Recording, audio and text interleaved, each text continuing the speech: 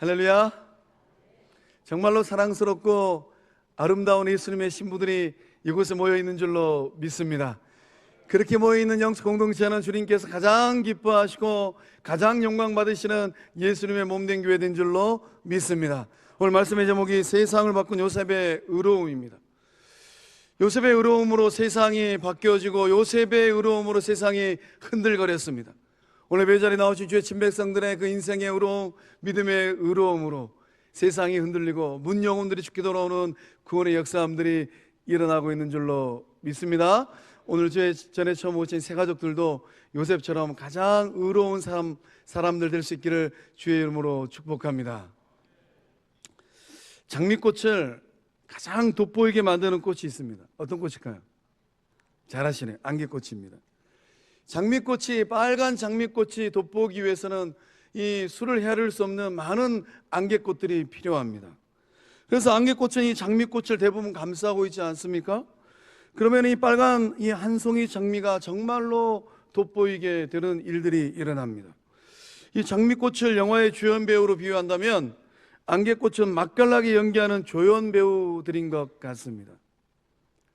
우리 성도님들은 어떤 삶을 어떻게 살고 계실까요? 장미꽃처럼 이 주연 배우의 삶을 살고 계실까요? 아니면 안개꽃처럼 내 주변에 있는 누군가를 돋보이게 하는 그러한 삶을 살아오고 계실까요? 소망합니다. 성령께서 역사하시고 주님께서 붙들어 주셔서 이제 이후로 인생을 걸어가는 주의 백성들의 그 삶을 통하여서 누군가의 삶이 돋보이는 그런 은혜가 흘러가는 축복의 통로들 다 되실 줄로 믿습니다. 말씀 중에 안개꽃과 같은 한 사람이 등장합니다. 누구일까요? 요셉입니다. 요셉은 성경에서 그렇게 이 중요한 비중을 차지하고 있지 않은 것 같아요. 분량도 많지 않습니다. 요셉은 장미꽃을 감싸고 있는 안개꽃처럼 보여지는 존재인 것 같습니다. 주인공을 이 빛내기 위하여서 약방의 이 감초처럼 연기하는 조연 배우들처럼 본문 말씀에 등장한 요셉은 그런 인생을 살다가 역사 속으로 사라진 것 같아요. 그렇지만 요셉은 굉장히 중요한 삶을 살다가 하나님 나라로 갔습니다. 요셉은 예수님께서 태어나는 과정에서 아주 중요한 역할을 감당을 했어요.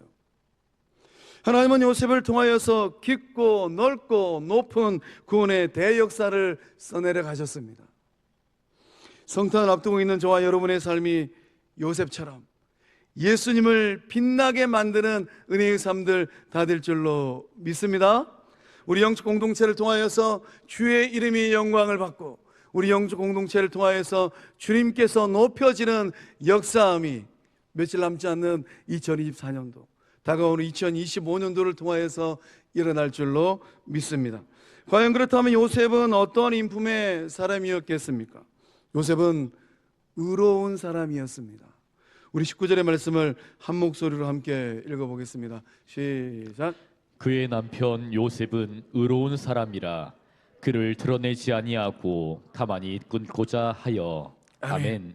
성경은 요셉이란 사람의 인품에 대하여서 어떻게 평가를 하고 있습니까? 오늘 외전에 나오신 성도님들은 세상을 살고 영적 공동체에서 그 인품에 대해서 어떤 평가를 받고 계실까요?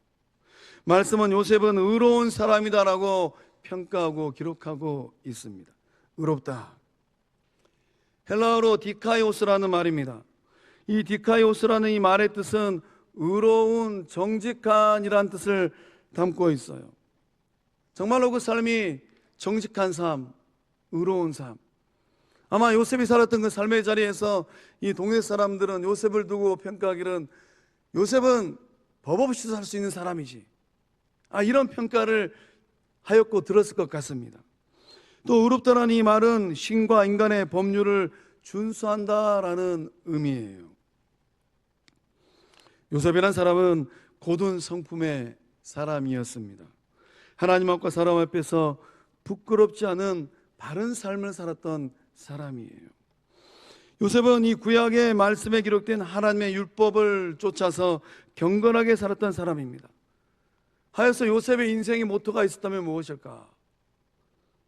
요셉의 인생의 모토는 하나님 앞에서 경건. 그런 인생의 모토를 가지고 요셉은 세상을 살았을 것 같습니다. 요셉은 고든 성격의 소유자입니다. 부정한 것을 용납하지 않아요. 이런 고든 성격의 요셉이 이 세상을 살아가면서 어떤 이의 눈에는 대쪽 같은 사람으로 보였기도 하였겠습니다. 대쪽 같은 사람, 때로는 냉정해 보이고 때로는 차갑게 보이기도 합니다. 여지가 없고 빈틈이 없는 삶을 살아가다 보면 자연스럽게 몸에 배이는 것들이 있습니다. 불의와 타협하지 않는 당단 있는 성격입니다. 아마 요셉도 그런 냉정함과 차가움의 삶을 살아갔을 수도 있어요. 그런 요셉은 진정 냉정함과 차가움으로 똘똘 뭉쳐있던 삶을 살아냈겠습니까? 아닌 것 같습니다. 의로운 사람 요셉은 큰 사랑의 사람이었습니다. 어떻게 알 수 있겠습니까? 아기를 가진 마리아를 대하는 모습 속에서 알 수 있어요. 약혼녀 마리아가 결혼하기 전에 아기를 가졌어요. 2000년 전 유대 사회에서 이 약혼과 결혼 사이에는 1년 정도의 시간적인 여유가 있었답니다. 근데 말씀의 기록처럼 약혼을 하고 동거하기 전에 마리아가 아기를 가졌어요. 이 소식을 접한 요셉은 어떤 마음이었을까요? 하늘이 무너지는 느낌? 앞이 캄캄하고 가슴이 답답한 느낌? 숨이 잘 쉬어지지 않는 느낌? 믿는 도끼에 발등 찍히는 느낌이지 않았을까요? 이런 상황에서 요셉이 할 수 있는 선택사항은 두 가지 정도입니다. 먼저는 이 구약의 율법대로 처리하는 거예요. 법대로 처리하는 겁니다. 신명기 22장의 말씀처럼 이 마리아의 임신 사실을 공개적으로 발표하는 겁니다. 그렇게 하면 마리아는 어떻게 되겠습니까? 율법을 따라서 마리아는 돌맞아 죽을 수도 있어요. 마리아가 돌맞아 죽으면 태중에 있는 아기 예수님은 어떻게 될까요? 아기 예수님도 사라지는 것입니다. 요셉이 할 수 있는 두 번째 선택사항은 조용히 이 일을 덮어주고 살 길을 열어주는 것입니다. 요셉이 이혼 증서를 써주고 아무도 모르게 마리아와의 이 혼인관계를 정리하는 것입니다. 요셉이 내린 결정사항은 무엇입니까? 요셉은 드러내지 아니하고 가만히 끊고자 했습니다. 의로운 요셉, 생명을 사랑하는 요셉이 내린 결정은 조용히 파혼하는 거예요. 마리아를 법대로 죽이지 않고 조용히 이번 사건을 덮어주고 감싸주기로 요셉은 결정했습니다. 산모도 살리고 복중에 있는 아기도 살리는 길입니다. 요셉은 죽이는 길을 선택한 것이 아니라 살리는 길을 선택했습니다. 의로운 요셉은 이 보편적인 감정과 현실적 이성을 가진 사람이 도저히 믿을 수 없고 받아들이기 어려운 문제를 조용히 관계를 끊음으로써 해결하려고 했습니다. 그렇게 하는 길만이 율법도 준수하고 동시에 마리아의 생명과 아기의 생명을 보호하고 살릴 수 있는 길이기 때문입니다. 이런 점에서 성탄의 진정한 의미는 무엇일까요? 성탄의 이 정신은 의로운 마음에 사랑을 더하는 것인 줄로 믿습니다. 우리 성도님들 마음에 그 동일한 마음이 흐르고 있는 줄로 믿습니다. 우리 골로새 3장 13절과 14절의 말씀을 그 동일한 믿음의 마음으로 함께 읽어보겠습니다. 시작. 누가 누구에게 불만이 있거든 서로 용납하여 피차 용서하되 주께서 너희를 용서하신 것 같이 너희도 그리하고 이 모든 것 위에 사랑을 더하라. 이는 온전하게 매는 띠니라. 아멘. 바울이 골로새 교회 성도들에게 편지를 보낸 이유가 있다면 무엇이겠습니까? 어쩌면 골로새 교회 성도들 가운데 불만이 많아요. 불만이 많아서 용납하지도 못하고 피차 용서하지도 못합니다. 그런 교우들이 더러 있었던 것 같습니다. 우리 가운데는 그러한 분이 없는 줄로 믿습니다. 설령이 다하더라도 이 성탄을 앞두고 예수님의 사랑의 마음으로 용납하여 주고 용서하는 은혜가 우리 가운데 흐르고 있는 줄로 믿습니다. 이 모든 것 위에 사랑을 더하라. 사랑을 더하여야만 합니다. 사랑을 더하는 것이 바로 온전하게 매는 띠예요. 사랑을 더하지 아니하면 틈 벌어지면 온 사단마귀가 틈타고 들어옵니다. 그 사적인 개인의 삶도 마찬가지고 가정도 마찬가지고 영적 공동체도 마찬가지예요.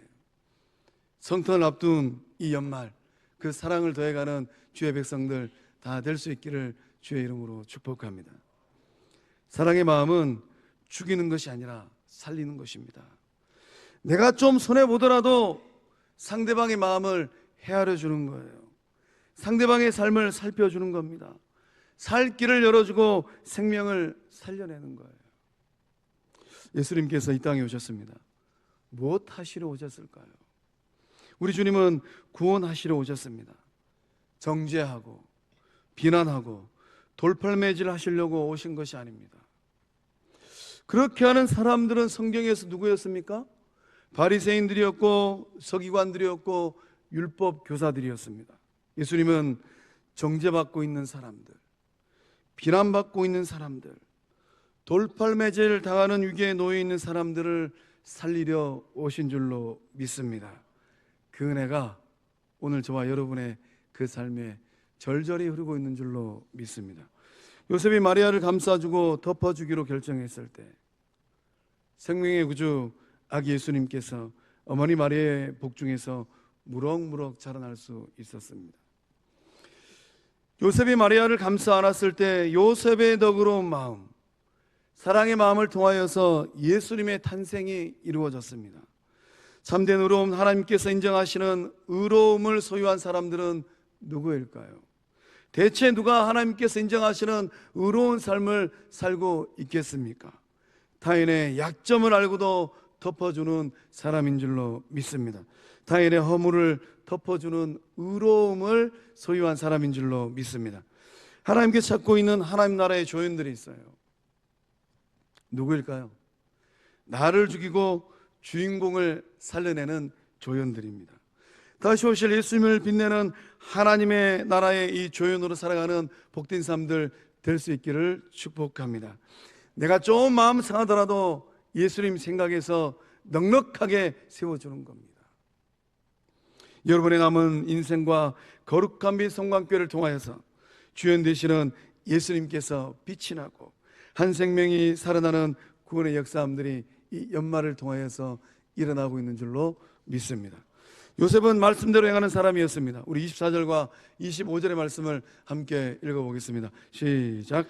요셉이 잠에서 깨어 일어나 주의 사자의 분부대로 행하여 그의 아내를 데려왔으나 아들을 낳기까지 동침하지 아니하더니 나음에 이름을 예수라 하니라. 아멘. 아멘.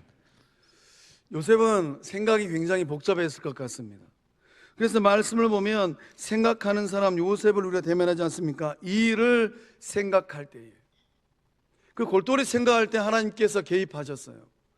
그러나 의로운 사람 요셉은 자기의 생각으로만 똘똘 뭉쳐있지 않았습니다. 하나님의 말씀을 듣고 하나님의 말씀을 따라서 행하는 삶을 살아내는 사람이었습니다. 주의 사자의 분부대로 행하여. 우리 성도님들은 연말을 보낼 때에 어떤 생각을 하고 어떠한 삶을 살아내고 계실까요? 꿈에서 깬 요셉은 하나님의 말씀대로 행하였습니다. 자기 생각대로 하지 않았더라는 거예요.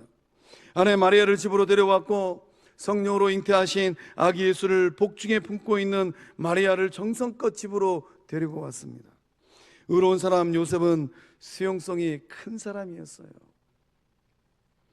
마리아와 이 가정을 이루고 아기가 태어나자 이 의로운 사람 요셉은 그 아기의 이름을 하나님의 이 말씀대로 예수라라고 이름을 지어주었습니다. 이름 없는 존재로 사라지는 수많은 태중의 어린 생명들이 이 땅에는 존재합니다. 아기 예수님은 의로운 사람 요셉의 품 안에 안겼습니다.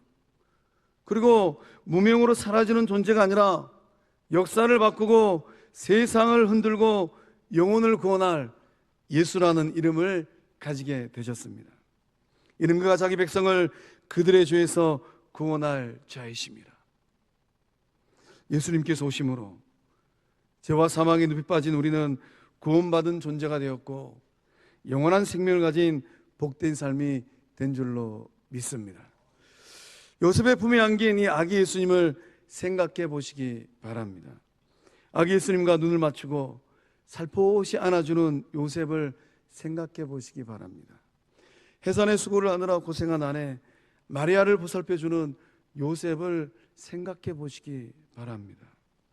요셉은 하나님의 아들 예수님을 자기 아들이 아님에도 불구하고 아들로 입양하고 받아들이고 수용했습니다. 그저 지극히 평범한 목수의 인생으로 끝날 요셉의 인생이 어떠한 인생이 되었습니까? 더 이상 평범한 목수가 아닙니다.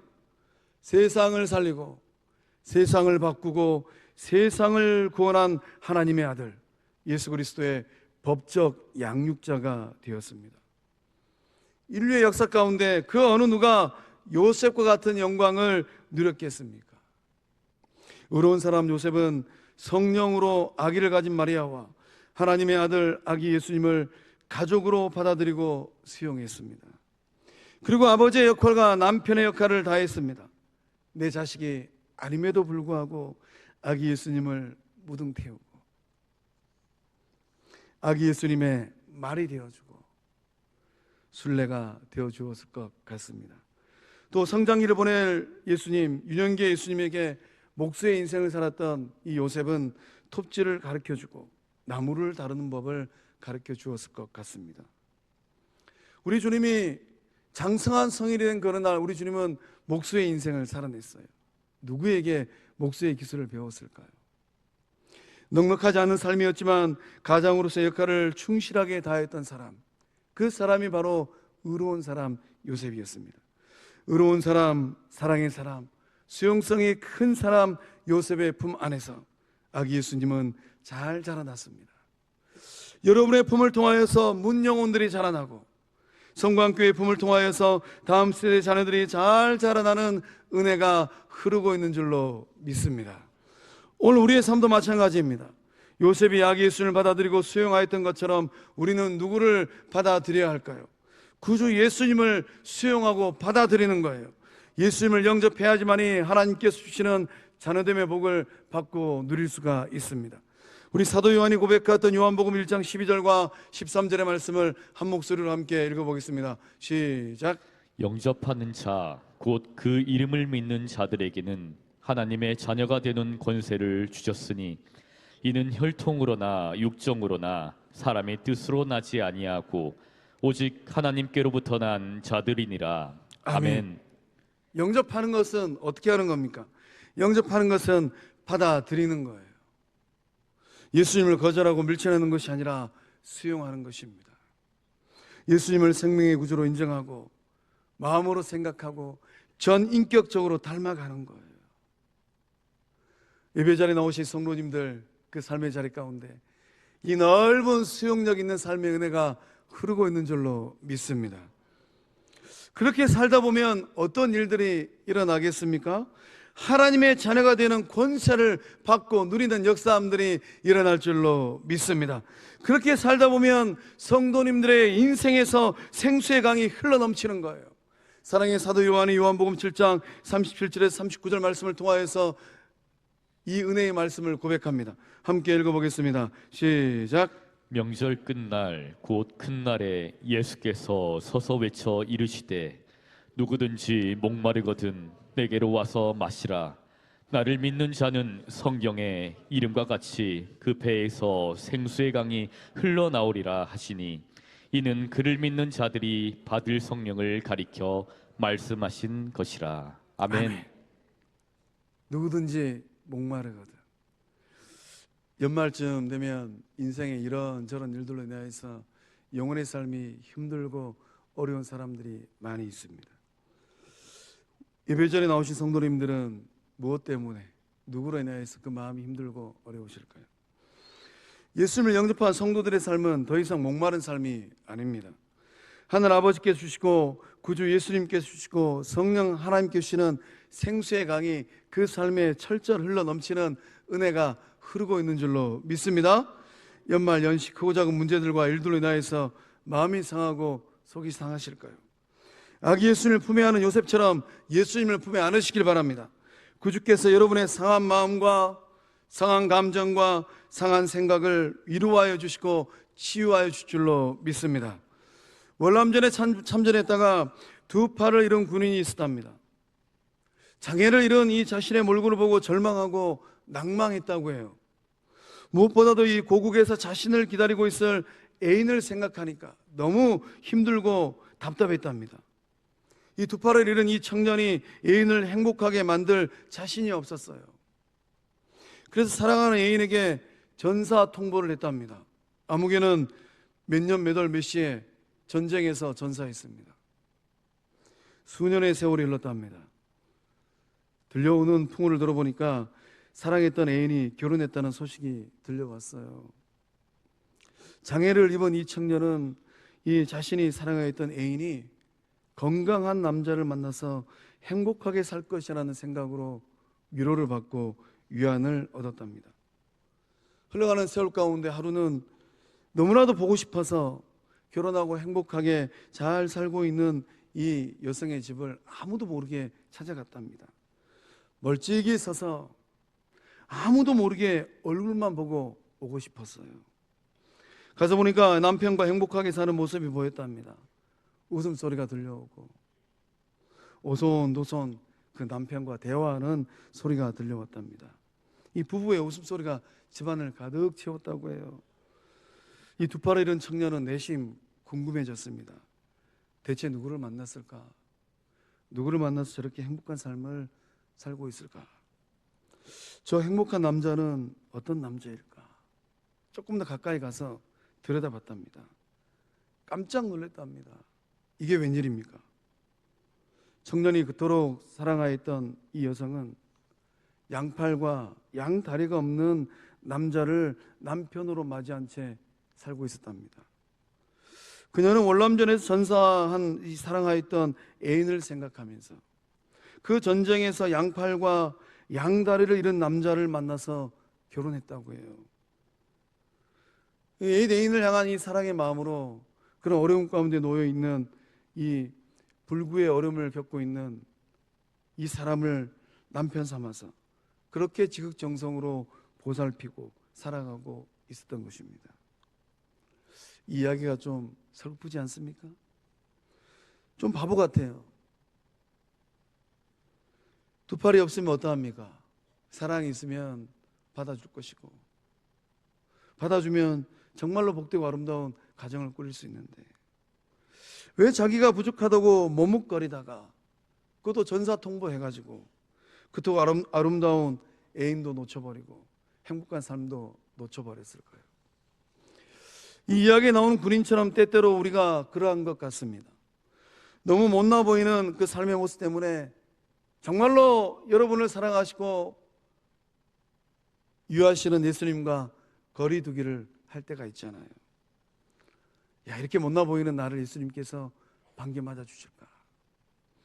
여러분을 살리시고 여러분을 사랑하고 여러분의 삶을 새롭게 하기 위하여서 이 땅에 오신 예수님 앞에 주저하지 아니하고 나아가는 주의 진백성들 다 될 수 있기를 축복합니다. 생명의 구주 예수님께서 여러분의 삶을 가장 아름답고 가장 행복하고 가장 은혜로운 삶으로 만들어 주실 줄로 믿습니다. 여러분을 가장 사랑하시는 예수님을 만남으로 말미암아 가장 행복한 연말이 되고 삶이 되고 가정이 될 줄로 믿습니다. 사랑하는 송강의 성도 여러분, 성도는 누구일까요? 성도는 예수님을 빛나게 하는 영적 조연들입니다. 그렇다면 교회는 무엇일까요? 교회는 교회의 주인 되시는 예수님을 빛나게 만드는 곳입니다. 여러분의 삶이 요셉처럼 예수님을 빛나게 하고 거룩한 미 성광교회가 요셉처럼 자기 백성을 죄에서 구원하기 위해 이 땅에 오신 예수님을 높이는 복된 교회 될 줄로 믿습니다. 기도하시겠습니다.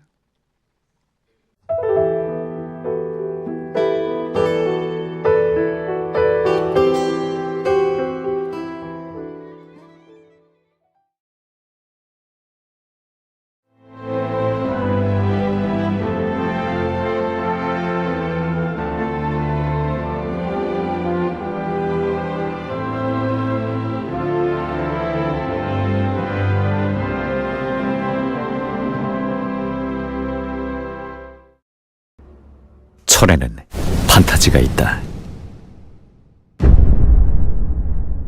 포스코